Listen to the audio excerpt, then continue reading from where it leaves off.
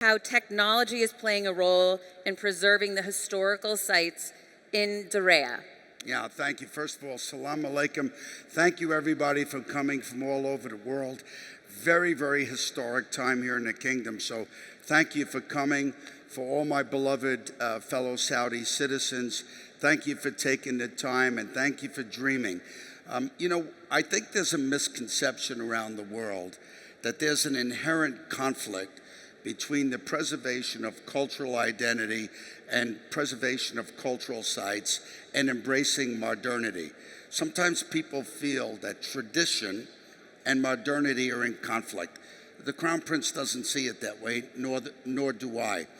We see technology enhancing what we have of 300 years in environmental and sustainability preservation, in quality of life for our citizens in Diriyah, and in the ability to entertain and have people see a whole rich 300-year history. So we embrace it fully, and Diriyah, a $63 billion, 14 million square meter master plan, is already contractually doing business with over 300 different type of technology companies. So we deeply embrace technology, especially for preservation and enhancement of quality of life.